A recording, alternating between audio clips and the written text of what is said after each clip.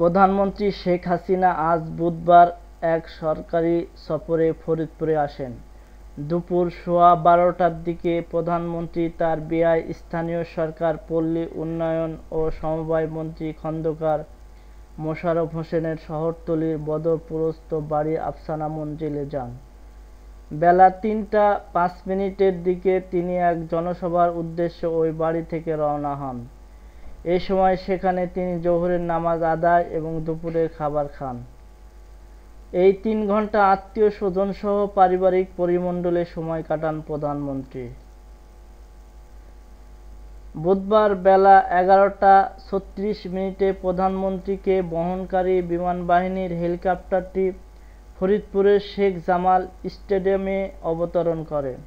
এরপর প্রধানমন্ত্রী ফরিদপুর সার্কিট হাউসের ভিআইপি মিলনায়তনে উচ্চপদস্থ সরকারি কর্মকর্তাদের সঙ্গে মতবিনিময় করেন। এর আগে আরেকটি হেলিকপ্টারে প্রধানমন্ত্রীর মেয়ে সাইমা ওয়াজেদ পুতুল ফরিদপুরে পৌঁছান। দুপুর সোয়া 12টার দিকে প্রধানমন্ত্রী তার ব্যয় স্থানীয় সরকার, পল্লী উন্নয়ন ও সমবায় মন্ত্রী খন্দকার মোশাররফ হোসেনের শহরতলির বদরপুরস্থ বাড়ি আফসানা মঞ্জিলে যান। সেখানে তিনি জোহরের নামাজ আদায় করেন এবং দুপুরের খাবার খান। প্রধানমন্ত্রীর একমাত্র মেয়ে সাইমা ওয়াজেদ পুতুল খন্দকার মোশাররফ হোসেনের ছেলে খন্দকার মাসরুর হোসেন মিতুর স্ত্রী। ব্যয় বাড়িতে ৩ ঘণ্টা কাটিয়ে তিনি ফরিদপুরের রাজেন্দ্র কলেজ মাঠে জেলা আওয়ামী লীগ আয়োজিত জনসভার উদ্দেশ্যে ওই বাড়ি থেকে রওনা হন।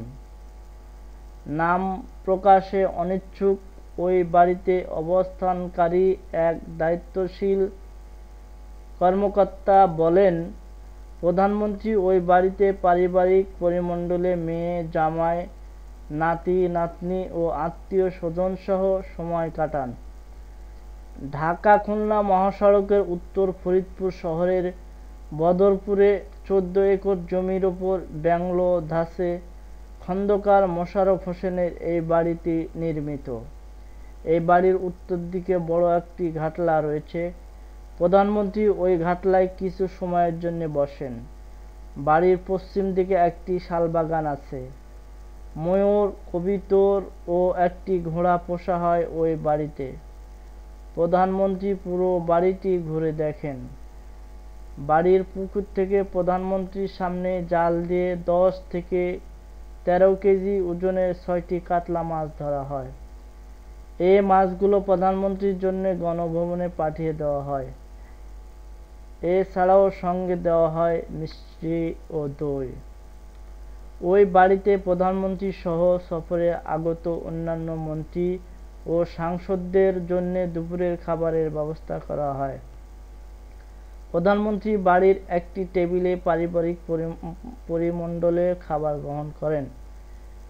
এখানে প্রধানমন্ত্রীর মেয়ে, জামাতা, এক নাতি ও ৩ নাতনি খাবার গ্রহণ করেন। অন্যদের মধ্যে খন্দকার মোশাররফ হোসেনের ৩ ভাই ও ৪ বোন উপস্থিত ছিলেন। তবে খন্দকার মোশাররফ অন্য মন্ত্রী ও সাংসদদের সঙ্গে বসে দুপুরের খাবার গ্রহণ করেন। দেশি বিদেশি সংবাদ পেতে আমাদের চ্যানেলটির সাথেই থাকুন এবং সাবস্ক্রাইব করুন। ধন্যবাদ সকলকে।